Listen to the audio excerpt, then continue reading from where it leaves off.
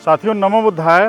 आज मैं कपिलवस्तु की धरती पे हूँ और आज मैं आपको यहाँ से एक बहुत बड़ी खुशखबरी शेयर करने वाला हूँ जिसको सुन करके आप हैरान रह जाएंगे। साथियों, भगवान बुद्ध के अष्ट धातुओं को 1898 में कपिलवस्तु के स्तूप से निकाला गया था, जिसकी नीलामी हांगकांग में सोथबी के द्वारा होनी थी और नीलामी होते होते बच गई। साथियों, भगवान बुद्ध के अष्ट धातुओं के साथ क्या हुआ, इस पे मैं डिटेल में चर्चा करना चाहूँगा। आप वीडियो में बने रहिएगा। और भगवान बुद्ध के वो कौन से धातु थे, उसमें किस तरह से क्वालिटीज़ थी, उन धातुओं का क्या वर्ल्ड मार्केट में जो है क्या उसकी महत्ता थी, उसके कितने प्राइस थे, ये भी मैं आपको बताऊँगा। तो साथियों आप वीडियो को ध्यान से देखिए। साथियों, ये है कपिलवस्तु स्तूप। मैं आज कपिलवस्तु में हूँ। भगवान बुद्ध यहीं के रहने वाले थे और भगवान बुद्ध का 483 ईसा पूर्व में जब महापरिनिर्वाण हुआ था तो यहीं पे भगवान बुद्ध की अस्थियों को लाया गया था। भगवान बुद्ध के अस्थियों को 8 हिस्सों में बांटा गया था, जिसमें वैशाली के लिच्छवी और अलकप्प के बुली, रामग्राम के कोली, कुशीनारा के मल्ल, अजात शत्रु और कपिलवस्तु के शाक्यों को मिला था। कुल 8 हिस्सों में भगवान बुद्ध की अस्थियां डिवाइड की गई थी। लेकिन साथियों, इतिहास में एक ऐसा बदलाव आया कि आधुनिक भारत में 1898 में विलियम क्लैगडन पेप्पे यहाँ के लोकल ज़मींदार थे, पेशे से इंजीनियर थे। यहाँ से 8 किलोमीटर की दूरी पर बर्डपुर बाज़ार में रहते थे। सिद्धार्थनगर जनपद में इलाका आता है और उस ज़माने में बस्ती में था। उनको जब एक खबर चली कि एक बहुत बड़ा खंडहर है, उसके ऊपर जो है साखू के पेड़ लगे हुए हैं, झाड़ियाँ उगाई हैं, तो बर्डपुर से वो बैलगाड़ी से कपिलवस्तु तक आए और इस जगह की खुदाई करवाया 1898 में। 1898 में जब खुदाई करवाया तो वहाँ से एक अस्थि कलश निकला जिस पे लिखा था सुकृति भद्नंग सा भग्नि कनंग सा पुत्र दलंग यंग सलील निधने बुद्धस भागवते सखियानंग। साथियों, इसको जब पढ़ा गया, हैरी पाक, विंसेंट स्मिथ की जो टीम थी उसमें बहुत सारे लोग थे, उसको पढ़ने के बाद ये स्पष्ट हुआ कि कपिलवस्तु यही है। क्योंकि अलेक्जेंडर कनिंघम जो कि कपिलवस्तु की खुदाई कर रहे थे और खोज कर रहे थे, उनको कपिलवस्तु नहीं मिला। लेकिन शुक्रिया विलियम क्लैगडन पेप्पे का, जिनकी वजह से कपिलवस्तु प्रकाश में आया और 1971 से लेकर 1976 तक खुदाई करवाया कृष्ण मोहन श्रीवास्तव ने। ये दोनों रिसर्च से वेरीफाई ये हुआ कि ओम कपिलवस्तु महाविहारे भिक्षु संघर्ष, यहीं से सिक्के मिले। उन सिक्कों पे धम्मचक्र छपा था और यहीं से पता चला कि कपिलवस्तु यही है। वरना कपिलवस्तु भारत के इतिहास के डॉक्यूमेंट में तो था, लेकिन ज़मीन पर कपिलवस्तु नज़र नहीं आ रहा था। तो विलियम क्लैगडन पेप्पे की इसमें बड़ी भूमिका है 1898 में कि यहीं से वो चीज़ें प्रकाश में आईं। साथियों, ये बहुत ही शांति वाला जगह है, बहुत सुकून है यहाँ पे। और यहाँ पे अगर जब भी आप आते हैं तो आपके मन को एक अलग से वाइब्रेशन का सामना करना पड़ता है। ऐसे लगता है कि सन्नाटे में कुछ तो है जो हमारे अंदर कौतूहल पैदा कर रहा है। जो लोग अंदर के कौतूहल को नहीं समझते हैं वो भाग जाते हैं शहरों में, लेकिन जो सन्नाटे में आते हैं, बुद्धिज़्म को जानते हैं, तो उनका मन यहाँ पे लगता है और वो यहाँ पे अलग दुनिया की खोज में तलाश में लग जाते हैं।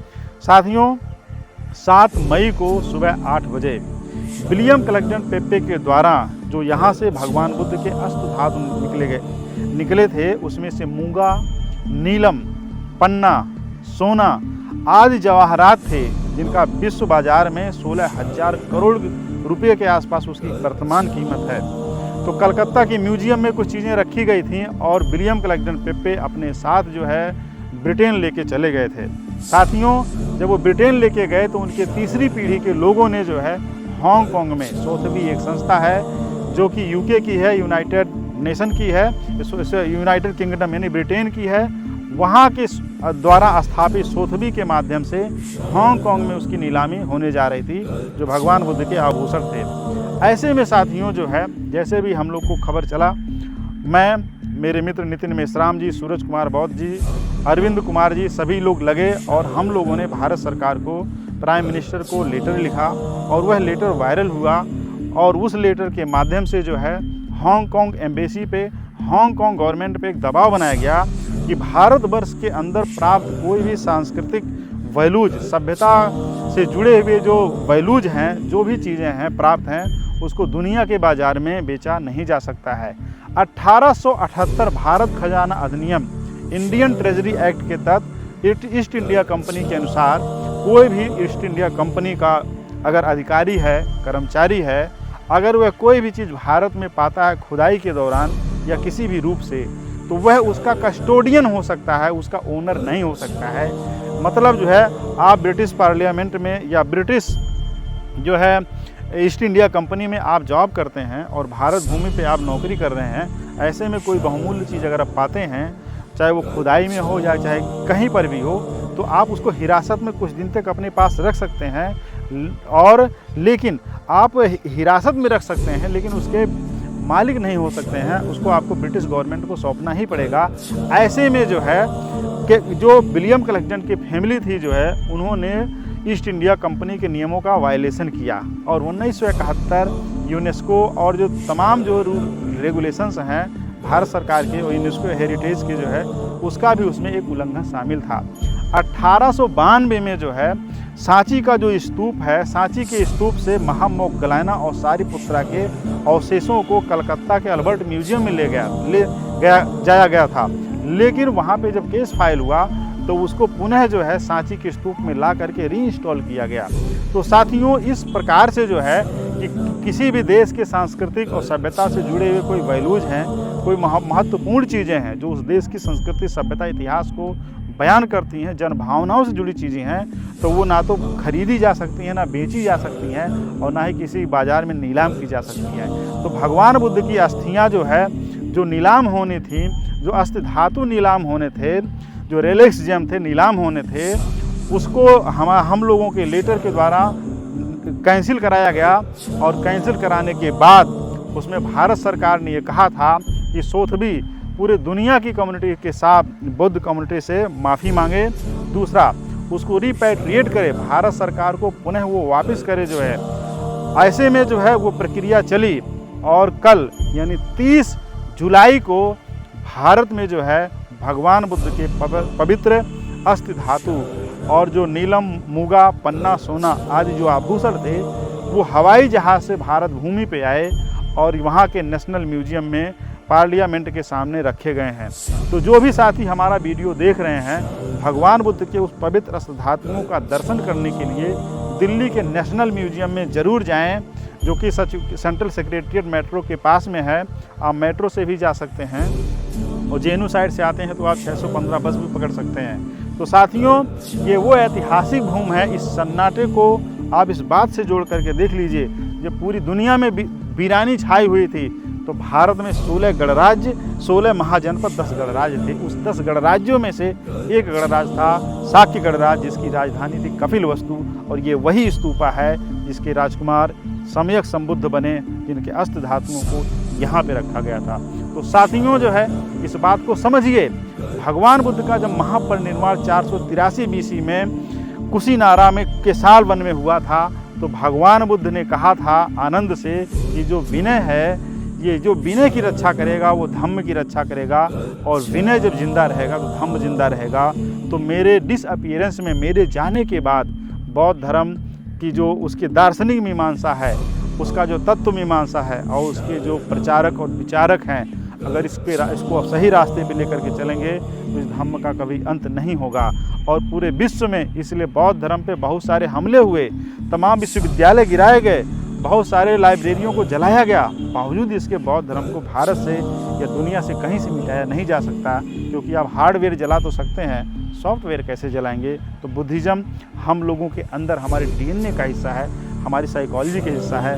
Buddhism in psychology, Buddhism in management, Buddhism and environmentalism, Buddhism and human psychology, Buddhism and human behaviour, Buddhism and philosophy, इतने ब्रांचेज जो लाइफ के हैं और जो नेचर के हैं, उन सब में बुद्धिस्ट स्टडी है। भगवान बुद्ध का दुनिया का सबसे बड़ा रिसर्च है। इसलिए भगवान बुद्धा ने कहा था, कायानुपස්සना, वेदनानुपස්සना, चित्तानुपස්සना, धम्मानुपස්සना से होते हुए जब हम समाधि की तरफ बढ़ते हैं, तब सम्यक संबुद्ध की प्रक्रिया को फॉलो करके सिद्धार्थ गौतम सम्यक संबुद्ध बने थे। और आप भी अरहत्व की प्राप्ति कर सकते हैं, जिसका डिटेल अगर पढ़ना हो तो दीघ निकाय के महासती पत्थान सुत्ता में आप पढ़ सकते हैं। और भगवान बुद्ध का जो महापरिनिब्बान हुआ, एक महापरिनिब्बान सूत्र है जो एक पूरा चैप्टर है जो डिटेल भगवान बुद्ध के महापरिनिर्वाण के बारे में बयां करता है, वो दीघ निकाय में, उसको भी आप पढ़ सकते हैं।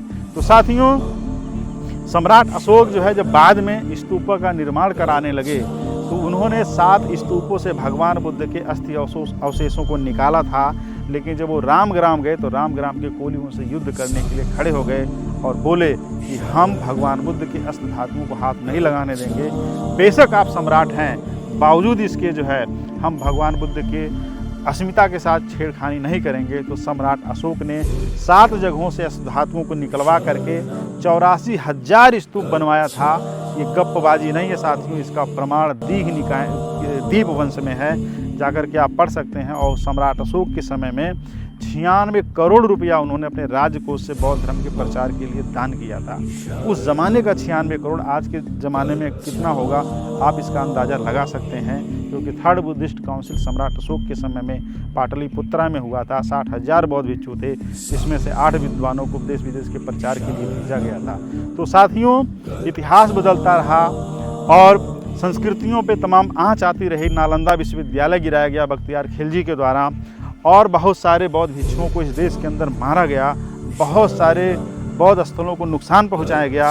उसी क्रम में इतना बड़ा 80 फीट का ये स्तूप जो है इस कपिलवस्तु के इलाके में जहां हम लोग खड़े हैं, सिद्धार्थ विश्वविद्यालय सामने है और इसका जो निचला तला है सिद्धार्थ विश्वविद्यालय के टॉप फ्लोर के बराबर है साथियों, कोई मेजर करके देख सकता है। और ये 80 फीट का स्तूप खुदाई में निकला। इसका मतलब यह है कि बौद्ध विहारों को इस स्तूप को ध्वस्त करने के बाद आक्रमणकारियों ने इस पर मिट्टी डलवाई थी और उस पर साखू के पेड़ लगाए थे, वरना इतना बड़ा स्तूप खुदाई में कैसे निकल सकता है इसका अंदाज़ा लगा सकते हैं। जो खुद ही ऊंचा है उसको कौन ढका, क्योंकि ये पूरी तरीके से ईंट से निर्मित है। तो इतनी ऊपर इतनी मिट्टी कहाँ से आई, क्योंकि साखू को पेड़ को जमने के लिए बहुत बड़ी संख्या में और गहराई में मिट्टी की ज़रूरत पड़ती है। ईंट पत्थर पे पेड़ पौधे नहीं उगा करते। तो कहने का मतलब साथियों ये है कि जिन लोगों ने बौद्ध धर्म का नुकसान किया, ये वीडियो उन सब के लिए एक मैसेज है। भारत सरकार का, माननीय नरेंद्र मोदी जी का, गजेंद्र शेखावत जी का, अन्य मंत्रियों का मैं बार बार तहे दिल से शुक्रिया अदा करता हूँ कि उन्होंने भारत की अस्मिता को नीलाम होने से बचा लिया। क्यों? क्योंकि भगवान बुद्ध भारत की अस्मिता है।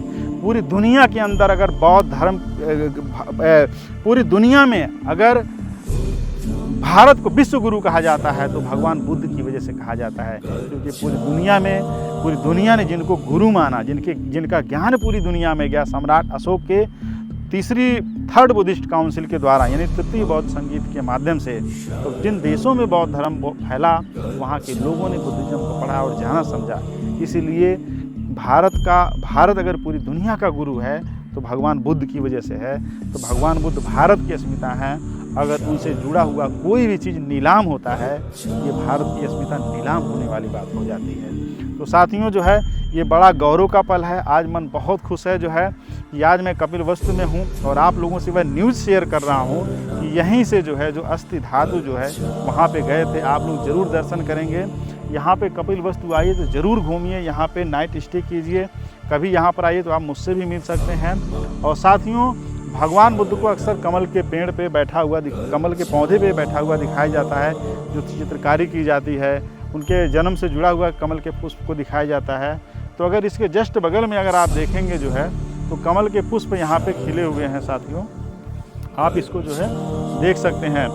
और इधर जो है काफ़ी पेड़ पौधे लगे हैं, काफ़ी हरियाली है।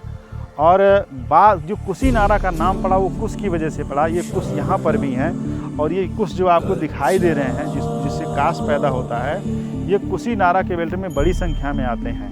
तो कुशीनारा का जो नाम पड़ा वो कुश की वजह से पड़ा। वो यही वो सब सारे कुश हैं जो जिनकी जड़ें थोड़ा मीठी भी होती हैं। तो साथियों जो है बातें तो बहुत सारी हैं, लेकिन मैं इतना ही कहूँगा कि महलों का राजकुमार जंगल में पैदा हुआ, महलों का राजकुमार महल छोड़ दिया, महलों का राजकुमार जो है उरुवेला के जंगल में तपस्या किए। जो लोग ये कहते हैं कि मेरे पास संसाधन नहीं है, मैं क्या करूं, भगवान बुद्ध का जीवन दर्शन उनके लिए एक बहुत बड़ा एग्जाम्पल है।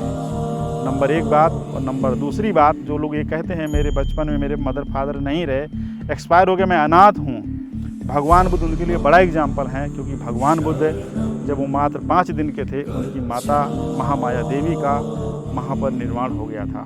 तो ऐसे में जो है उस बालक का पालन पोषण जो है उनकी मौसी महाप्रजापति गौतमी जी ने किया था।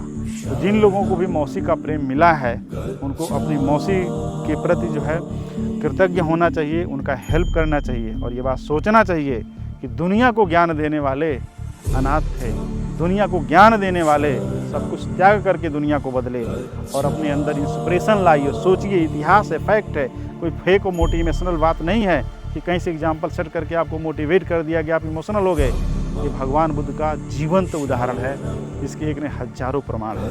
तो ठीक है साथियों, हम फिर मिलेंगे जो है, आप कपिलवस्तु के स्तूप का पुनः आप दर्शन कर लीजिए, और इसी तरीके से इस वीडियो को ज़्यादा से ज़्यादा शेयर कीजिए, और शेयर करके बुद्धिस्ट फिलॉसफी को ज़्यादा से ज़्यादा प्रचारित कीजिए, क्योंकि पूरी दुनिया में आतंकवाद फैला हुआ है, मानवता पे आँच आ रही है, जगह जगह कत्ल हो रहे हैं, लोग मारे जा रहे हैं, कम्युनल टेंशन बढ़ रहा है, कास्टिज्म बढ़ रहा है, गरीबी और अमीरों में गजब का संघर्ष हो रहा है। ऐसे में बुद्धिस्ट फिलॉसफी आपके ह्यूमन आप साइकोलॉजी को चेंज करने के लिए, आपको लाइफ को सुचारू रूप से संचालित करने के लिए बहुत ही ज़्यादा फायदेमंद है।